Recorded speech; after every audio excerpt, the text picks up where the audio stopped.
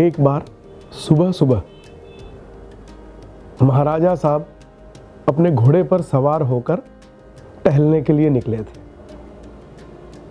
जिस रास्ते से वे जा रहे थे उसी रास्ते पर पीछे पीछे अरविंद घोष आ रहे थे। वही अरविंद घोष जो उस समय वडोदरा कॉलेज के वाइस प्रिंसिपल और अंग्रेजी के प्राध्यापक थे और बाद में पूरा भारत, पूरा विश्व उन्हें महर्षि अरविंद के नाम से जानता है। महाराजा धीरे धीरे आगे बढ़ रहे थे।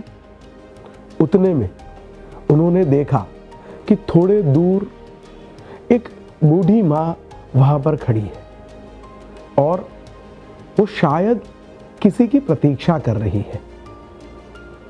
उस बूढ़ी माँ ने महाराजा साहब को देखते ही धीरे से उनको पुकारा, ए भाई, ये गोबर की टोकरी जरा मेरे सर पे चढ़ा दीजिए। महाराजा साहब तुरंत घोड़े से नीचे उतरे। नीचे उतरकर उन्होंने उस गोबर की टोकरी को अपने दोनों हाथों से उस बूढ़ी मां के सर पे चढ़ा दिया। पीछे से अरविंद आ रहे थे। अरविंद ने यह पूरा दृश्य देखा। वो धीरे धीरे मुस्कुरा रहे थे। महाराजा साहब के मन में प्रश्न उठा कि अरविंद के मुस्कुराने का कारण क्या हो सकता है। जैसे ही वह बूढ़ी मां धीरे धीरे आगे चली, महाराजा साहब ने अरविंद को पूछा कि अरविंद, आपके मुस्कुराने का कारण क्या है। अरविंद ने बोला, कुछ नहीं महाराज, बस ऐसे ही। महाराज ने बोला कि बिना कारण हंसे वो अरविंद नहीं हो सकते, कोई तो कारण होगा आपके मुस्कुराने का। महाराज साहब को मन में ये लग रहा था कि शायद ये कार्य करते हुए मेरे मन में अहंकार आया हो और वह अहंकार शायद अरविंद की बारीक नजरों में दिख गया हो या कोई और कारण हो, पर कोई ना कोई कारण हो सकता है।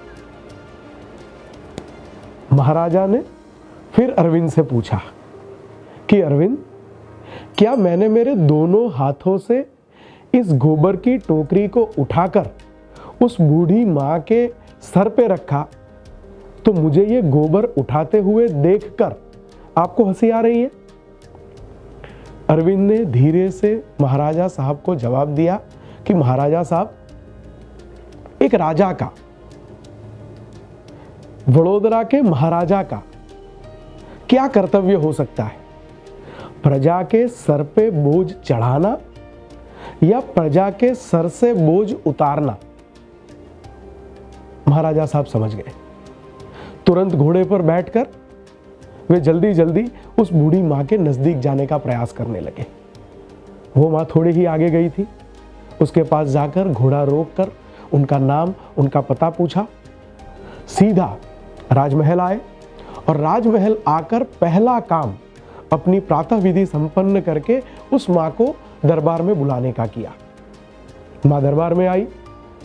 दरबार में सिंहासन पर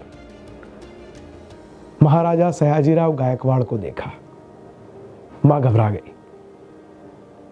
मां को लगा ये तो वही युवान है जिसको आज सुबह मैंने मेरी गोबर की टोकरी उठाकर मेरे सर पे रखने के लिए कहा था। महाराजा ने धीरे से हंसकर मां को अपने पास बुलाया, बिठाया और कहा, मां, आने वाले समय में आपको फिर से गोबर की टोकरी या उसके जैसा कोई भी बोझ उठाना न पड़े, ये एक राजा के रूप में मेरा कर्तव्य है।